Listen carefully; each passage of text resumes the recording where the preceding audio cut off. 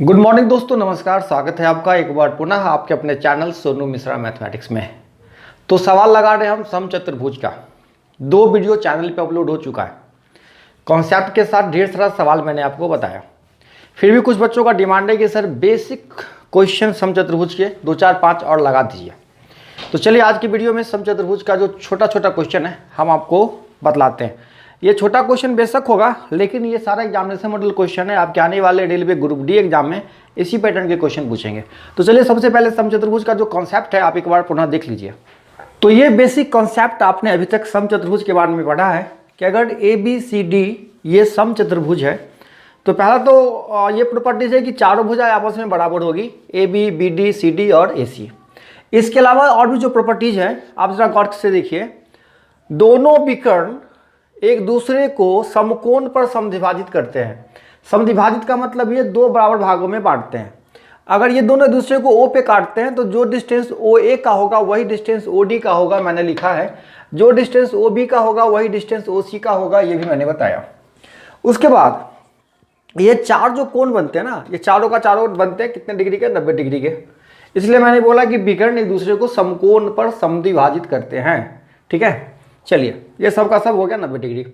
उसके बाद मैंने बताया कि ए और डी बराबर होता है। ये दोनों जो सामने वाला कोण है अल्टरनेट एंगल है ये, ठीक है, अपोजिट एंगल, सॉरी, ये अपोजिट एंगल जो है ए और डी ये दोनों क्या है?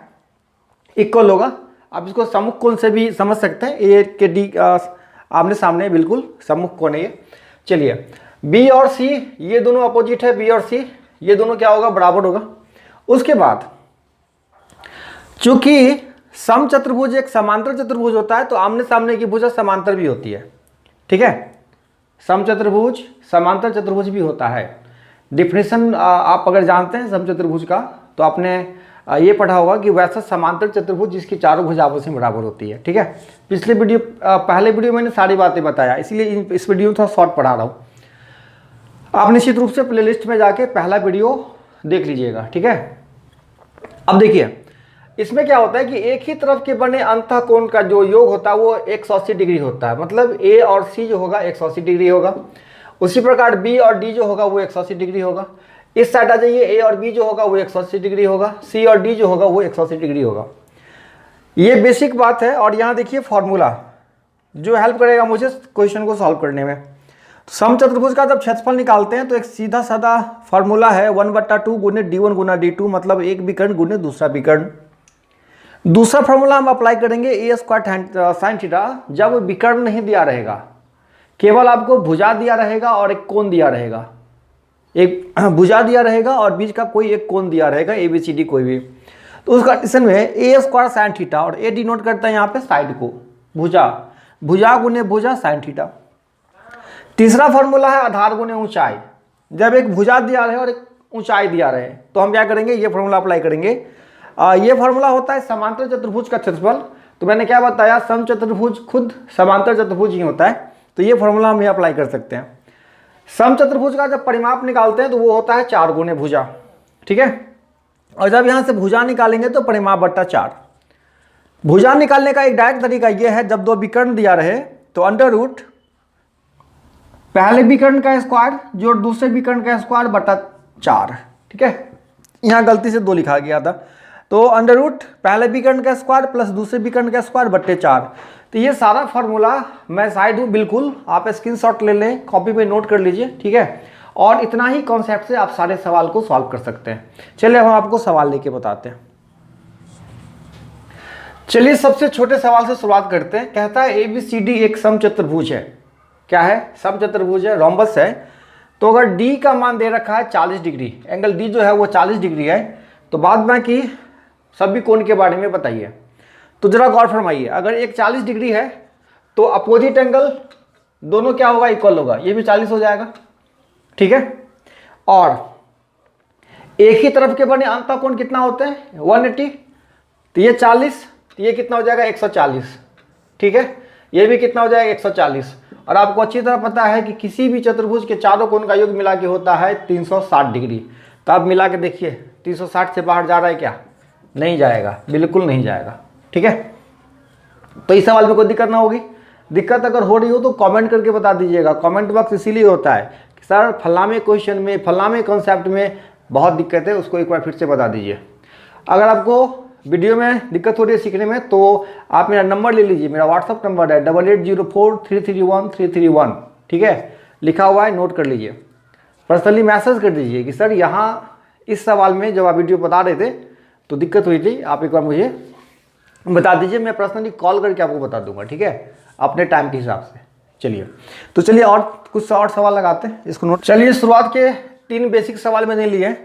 सबसे पहला कहता है किसी समचतुर्भुज का परिमाप है 40 सेंटीमीटर और ऊंचाई है 5 सेंटीमीटर, तो क्षेत्रफल कितना होगा। ठीक है, देखिए समचतुर्भुज जैसे ही सवाल में कहे ना तो इस तरह का क्या करिए, आप फोटो बना लीजिए, बन गया ये समचतुर्भुज।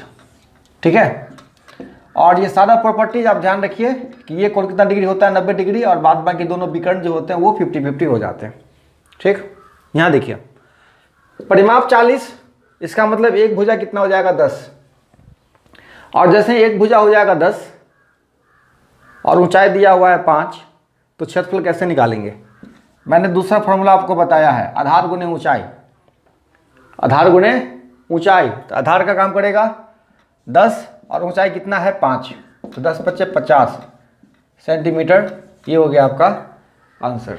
चलिए दूसरा सवाल क्या कहता है, परिमाप दे रखा है 80 और एक कोण दे रखा है 30। तो जैसे ही परिमाप दे रखा है तो भुजा मिल गया। भुजा कैसे मिल गया, 80 में 4 से भाग कर दिया, कितना बच गया 20। चलिए एक कोण कितना दिया हुआ है 30 डिग्री। तो मैंने बताया जब भुजा दिया रहे और एक कोण दिया रहे तब कौन सा फॉर्मूला अप्लाई करेंगे क्षेत्रफल के लिए, a² sin थीटा। तो यहाँ पे a का मतलब क्या है साइड, ठीक है, तो साइड क्या है 20, 20 × 20 और sin थीटा मतलब sin 30 डिग्री। तो यहाँ पे डायरेक्ट sin 30 का मान डाल सकते हैं आप 1/2, ठीक है, तो कितना हो गया 2 से कट गया 10, 20 दाई 200 सेंटीमीटर स्क्वायर, ये हो गया जी आपका आंसर। ठीक है, चलिए ज़्यादा वक्त नहीं लगाऊंगा, जिस सवाल का जितना औकात है उसी हिसाब से उसको वक्त भी देना है। चलिए तीसरा सवाल क्या है, एक विकर्ण दिया है 12, दूसरा विकर्ण दिया हुआ 20, तो क्षेत्रफल निकालना है। तो यहाँ पे डायरेक्ट फार्मूला है क्षेत्रफल निकालने का, 1/2 पहला विकर्ण गुणे दूसरा विकर्ण। तो पहला विकर्ण दे रखा है कितना 12, दूसरा विकर्ण 20, तो 12 × 20, 2 से काट दिया, 2 × 12 कितना हो गया 120 सेंटीमीटर स्क्वायर। चलिए आगे बढ़िए अगले सवाल की तरफ। चलिए आगे क्या सवाल करता है वो देखिए। इस पर कहता है कि परिमाप है 40 सेंटीमीटर, एक विकर्ण है 16 सेंटीमीटर, तो क्षेत्रफल बताना है। तो क्षेत्रफल के लिए क्या 1/2 गुणे एक विकर्ण गुणे दूसरा विकर्ण, लेकिन विकर्ण तो मेरे पास है ही नहीं, केवल एक विकर्ण है, तो दूसरा विकर्ण पता करेंगे। कैसे पता करेंगे, अपने सुविधा के लिए एक समचतुर्भुज बना लेंगे इस प्रकार, और ध्यान रखेंगे कि ये कोण जो होता है 90 डिग्री होता है और जो डायगोनल होता है वो 2 बराबर भागों में बढ़ता है। तो एक ट्रायंगल से हमको मिल जाएगा डायगोनल। देखो परिमाप जैसे ही 40 है तो एक भुजा हो गया 10, क्यों, परिमाप बट्टा 4, 4 भुजा जोड़ के 40 हुआ होगा, तो एक भुजा ऑटोमेटिक 10 होगा। एक विकर्ण 16, तो इसका आधा कितना हो जाएगा 8। अब ये दूसरा निकल जाएगा ना समकोण त्रिभुज के कॉन्सेप्ट से। तो यहाँ 2 तरीका अप्लाई कर सकते हो, 3, 4, 5 पाइथागोरियन ट्रिपलेट्स है। अगर आप पाइथागोरियन ट्रिपलेट्स नहीं जानते हो तो यूट्यूब पे जाओ सर्च में और वहाँ बोलो Pythagorean triplets by Sonu Mishra, एक वीडियो आएगा, आप उसको देख लीजिए, सब समझ जाइएगा। 3, 4, 5 में देखिए, एक 5 का मल्टीपल 10, 4 का 8, तो 3 का मल्टीपल होगा 6, निश्चित रूप से ये कितना होगा 6 होगा। अगर आप ये तरीका नहीं जानते हो तो समकोण त्रिभुज में अगर आपको आधार निकालना है तो कर्ण का स्क्वायर माइनस लंब का स्क्वायर, 10 का स्क्वायर माइनस 8 का स्क्वायर कितना होगा 100 माइनस 64, सॉल्व करके आएगा 36, 36 का 6, ठीक है। तो अगर ये आधा 6 तो पूरा कितना हो जाएगा 12, तो दूसरा विकर्ण मिल गया, नोट करते रहिए फटाफट।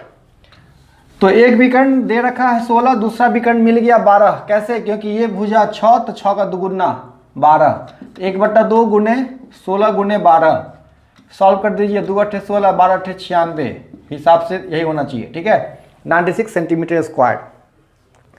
चलिए नोट किया जाए फटाफट। दूसरा सवाल क्या कहता है, एक विकर्ण 8 सेंटीमीटर, दूसरा विकर्ण 6 सेंटीमीटर, भुजा का वर्ग कितना होगा ये बताना है। देखिए तो भुजा का वर्ग निकालने के लिए 2 तरीका हम अप्लाई कर सकते हैं। एक तरीका डायरेक्ट मैंने बताया है फॉर्मूला, कि अगर आपको 2 वर्ग दिया रहे, 2 विकर्ण दिया रहे और आपको भुजा निकालना रहे तो भुजा निकालने के लिए क्या formula, under root d1 square plus d2 square अपन 4। ठीक है, यहाँ से भुजा निकल जाएगा, लेकिन जब भुजा का स्क्वायर करेंगे तो ये रूट हट जाएगा। ठीक है, जब भुजा का स्क्वायर करेंगे तो ये रूट खत्म हो जाएगा, केवल क्या होगा d1 square plus d2 square बटे 4। तो d1 कितना है 8, 8 का स्क्वायर 64, d2 6 का स्क्वायर 36 बटे 4, 64 36 मेरे हिसाब से 100 होना चाहिए बटे 4, 100 को काटेंगे 4 से बचेगा 25 सेंटीमीटर। ठीक है, तो ये डायरेक्ट फार्मूला हो गया। अगर आप डायरेक्ट फार्मूला नहीं जानते हो तब क्या करोगे मेरे भाई, वो देखो। समचतुर्भुज तो बनाएंगे। अब बताइए, एक विकर्ण 8 है तो 8 का आधा क्या हो जाएगा 4 हो जाएगा, 6 का आधा क्या हो जाएगा 3 हो जाएगा, तो ये 3 है 4 है तो ये वैल्यू आएगा 5। कितना आएगा 5, तो भुजा मिल गया 5, तो 5 का स्क्वायर 25, भुजा का वर्ग निकाला है ना। तो आपको जो आसान तरीका लगे आप वो तरीका अप्लाई करिए। तो इसी प्रकार के बेसिक क्वेश्चन है, आप लगाइए। ठीक है, उम्मीद करता हूँ कि सारा क्वेश्चन आपका बन जाएगा। मिलते हैं फिर अगले वीडियो में, तब तक के लिए बाय बाय।